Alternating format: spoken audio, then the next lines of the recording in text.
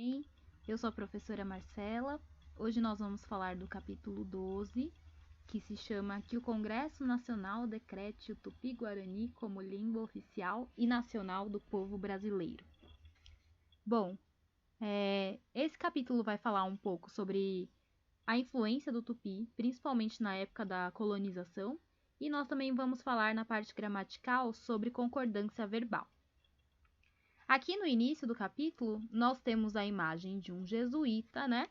Provavelmente na Amazônia, porque aqui nós temos uma onça pintada, certo? Então vamos ler esse comecinho aqui para a gente contextualizar o capítulo. Você sabia que os jesuítas, para realizar a catequese dos índios, tiveram que aprender sua língua? Como disse José de Anchieta, que desde 1553 realizava aqui seu trabalho missionário, o conhecimento dessa língua era de grandíssimo bem para sua conversão. Ou seja, os jesuítas logo se conscientizaram que a catequese teria mais sucesso se eles usassem a língua dos nativos. Anchieta foi o primeiro a sistematizar o conhecimento sobre o tupi, publicando em 1595 a arte de gramática da língua mais usada na costa do Brasil. Então, o objetivo dos jesuítas, que era de catequizar os índios, começou a ficar mais fácil depois que esses jesuítas começaram a aprender o tupi-guarani, porque era uma maneira mais prática de se comunicar com os indígenas. A primeira coisa que nós temos que notar é que nessa época eles tinham objetivos bem claros, portanto, aprender o tupi não era um ato feito por curiosidade ou respeito a conhecer a cultura dos nativos, mas sim era uma estratégia que eles estavam usando para conseguir cumprir aquilo que eles vinham fazer, que era catequizar os índios. Isso acontecia porque os europeus acreditavam que a cultura deles era superior à dos demais.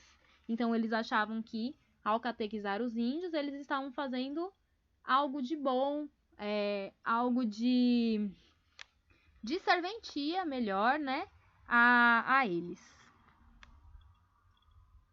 Certo? Então, aqui vamos pular, depois vocês deem uma lida nessa parte.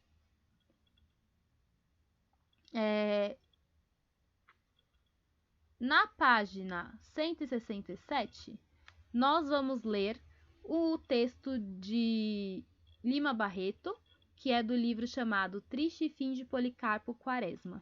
Esse é um livro que foi escrito pós-modernismo, aliás, pré-modernismo, né? Uma escola literária, e que trata da história de um funcionário público que era extremamente nacionalista e que começa a querer que o tupi-guarani fosse oficializado como língua principal do nosso país.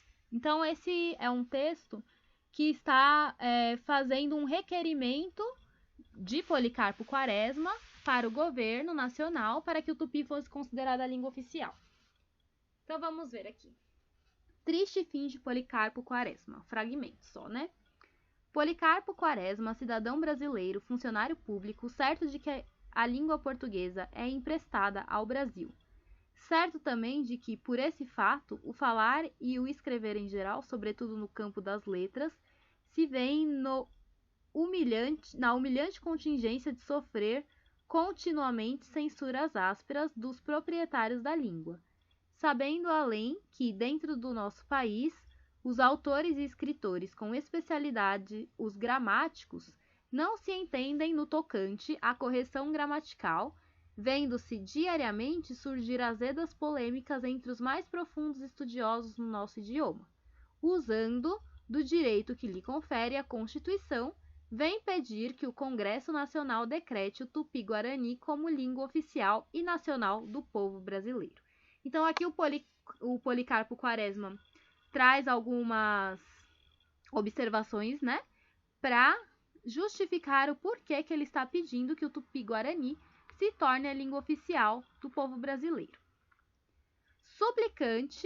O suplicante, deixando de parte os argumentos históricos que militam em favor de sua ideia, pede vênia para lembrar que a língua é a mais alta manifestação da inteligência de um povo, é a sua criação mais viva e original, e, portanto, a emancipação política do país requer como complemento e consequência sua emancipação idiomática. Então aqui ele faz uma analogia, né, da relação que a língua tem com a própria cultura de um país, com a própria identidade de um povo, e por isso ele acha que seria pertinente o tupi virar a língua oficial. Demais, senhores congressistas, o tupi-guarani, língua originalíssima aglutinante, é verdade, mas que polissintetismo dá múltiplas feições de riqueza, é a única capaz de traduzir as nossas belezas, de pôr-nos em relação com a nossa natureza e adaptar-se perfeitamente aos nossos órgãos vocais e cerebrais. Por ser criação de povos que aqui viveram e ainda vivem, portanto, possuidores da organização fisiológica e psicológica, para que tendemos, evitando-se dessa forma as estéreis controvérsias gramaticais, oriundas de uma difícil adaptação de uma língua de outra região à nossa organização cerebral e ao nosso aparelho vocal.